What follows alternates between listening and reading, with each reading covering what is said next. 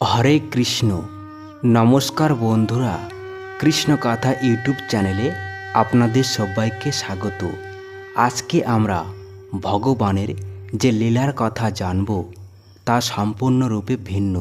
তো চলুন বন্ধুরা, আর দেরি না করে জেনে নেওয়া যাক কী কারণবশত স্বয়ং ভগবানকে আসতে হয়েছিল ভক্তের হয়ে সাক্ষী দিতে। বৃন্দাবনে এক সাধু থাকতেন।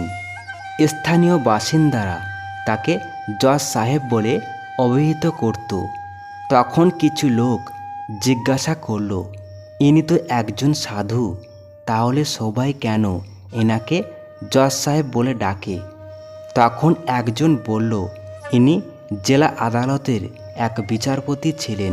সেই জেলার এক গ্রামে এক নাবিক বসবাস করতেন। সে মহাদেবের এক বড় ভক্ত ছিল। একদিন তার পিতা তাকে ডাকলেন, বলেন, তোমার বোনের বিয়ের বয়স হয়েছে, কিছু মাসের মধ্যে তার বিবাহ দেওয়া প্রয়োজন।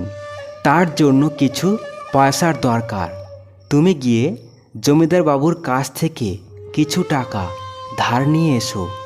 তখন সে জমিদারের কাছে গিয়ে টাকা ধার নিয়ে এসে বাবাকে দিল।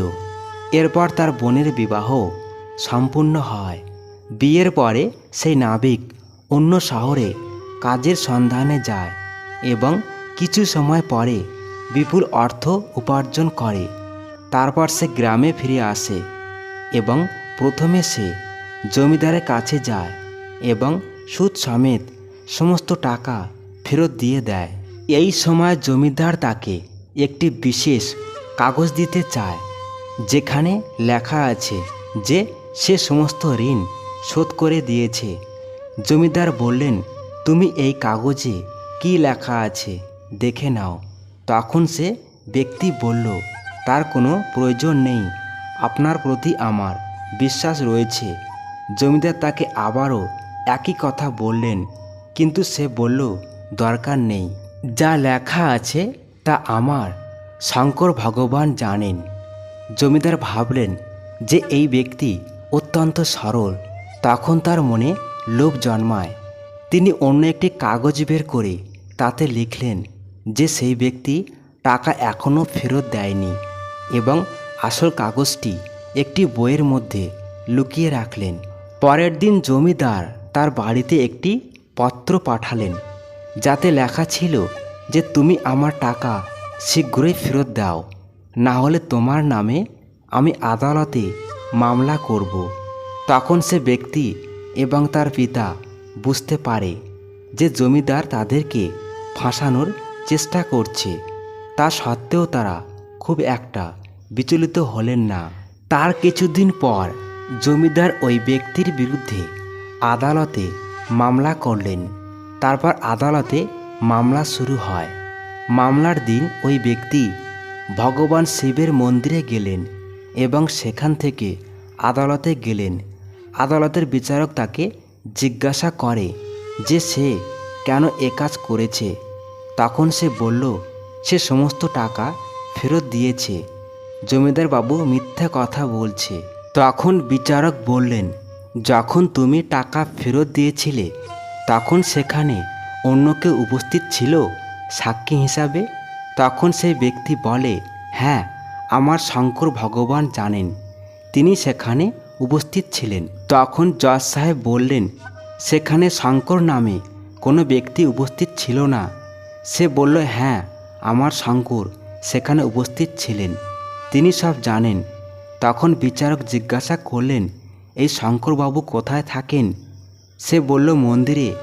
বিচারক ভাবলেন শঙ্কর হয়তো কোনো পূজারীর নাম এবং তিনি তার নামে এক ওয়ারেন্ট বের করলেন এবং পুলিশকে তার আদালতে নিয়ে আসতে বললেন। তখন এক পুলিশ সে ওয়ারেন্ট নিয়ে মন্দিরের দিকে অগ্রসর হয় এবং সেখানে পৌঁছে তারা মন্দিরের পূজারীকে জিজ্ঞাসা করেন যে এই মন্দিরে শঙ্কর নামে কে রয়েছেন, তাকে এখনই ডাকুন, তার নামে একটি ওয়ারেন্ট এসেছে। পূজারী বলল, শঙ্কর যে, সে স্বয়ং মহাদেব। তখন সেখানে উপস্থিত পুলিশ বলল, ওয়ারেন্ট তার নামেই আছে, তাকে আদালতে হাজির হতে হবে। তখন পূজারী সে ওয়ারেন্ট নিয়ে ভগবান শিবের চরণে অর্পণ করলেন এবং বললেন, হে প্রভু, আজ পর্যন্ত আপনার চরণে বিভিন্ন ধরনের ফল আভূষণ অর্পিত হয়েছে, কিন্তু আজ প্রথম এক ওয়ারেন্ট এসেছে। প্রভু, আপনার ভক্তের মান রাখুন এবং তাকে রক্ষা করুন। তার পরের দিন ওই নাবিক মন্দিরে যায় এবং ভগবানের কাছে প্রার্থনা করে আদালতের দিকে যাত্রা করে। আদালতের কর্মচারী শঙ্করজিকে ডাকেন। 3 বার ডাকার পর চতুর্থবার এক বৃদ্ধ ব্যক্তি আদালতে এসে হাজির হলো। তার পোশাক ছেঁড়া ছিল, গলায় রুদ্রাক্ষের মালা এবং তার মধ্যে অদ্ভুত তেজ। জজ সাহেব তাকে তার নাম জিজ্ঞাসা করলেন। তিনি বললেন যে তার নাম শঙ্কর। তিনি এও বললেন যে সেই ব্যক্তি জমিদারকে সমস্ত টাকা সুদ সমেত ফেরত দিয়েছে। তখন জজ সাহেব বললেন, আপনার কাছে কি কোনো প্রমাণ রয়েছে? তিনি বললেন যে জমিদার যেখানে বসেন তার ডান দিকের আলমারিতে একটি পুস্তকের মধ্যে আসল কাগজটি রয়েছে। জজ সাহেব তখনই সেটা খোঁজার ব্যবস্থা করলেন এবং শেষ পর্যন্ত প্রমাণিত হলো সেই ব্যক্তি নির্দোষ। সে জমিদারের সমস্ত টাকা সুদ সমেত শোধ করে দিয়েছে। এরপর জজ সাহেব সেই বৃদ্ধ ব্যক্তিকে খুঁজতে গেলে আর পেলেন না। জজ সাহেব তখন বিন্দুমাত্র দেরি না করে সেই মন্দিরে গিয়ে উপস্থিত হলেন এবং পূজারীকে বললেন শঙ্করজিকে ডাকতে। তখন মন্দিরে পুরোহিত বললেন, আপনি যাকে দেখেছেন তিনি হলেন দেবাদিদেব মহাদেব তথা ভগবান শঙ্কর। তখন জজ সাহেব তার সামনে থাকা ভগবান শিবের মূর্তির দিকে তাকালেন এবং তা দেখে চমকে উঠলেন। তিনি দেখলেন যে ভগবান শিবের মূর্তিটি সেই বৃদ্ধ লোকের অনুরূপ দেখতে লাগছে, যে আদালতে সাক্ষী দিতে এসেছিল। এই দৃশ্য দেখে তিনি কাঁদতে থাকেন যে ভগবান সবার বিচার করেন, আজকে তিনি তারই বিচার করলেন। এই ভেবেই তিনি সেই পদ থেকে ইস্তফা দিলেন। তারপর থেকেই পাগলের মতো শঙ্করের খোঁজে এ মন্দির ও মন্দির ঘুরতে লাগলেন। এখনও যদি আপনি বৃন্দাবনে যান তাহলে অবশ্যই দেখতে পাবেন ওই জজ সাহেব সাধু সেজে মন্দিরের বাইরে এখনও ঘোরাঘুরি করে। আর এই ঘটনায় সকল ভক্তদের অবাক করে দেয় এবং প্রভুর এই দৈবলীলা শুনে আজও সবাই শিউরে ওঠে। ভিডিওটি ভালো লেগে থাকলে অবশ্যই লাইক, কমেন্ট এবং সাবস্ক্রাইব করতে ভুলো না যেন।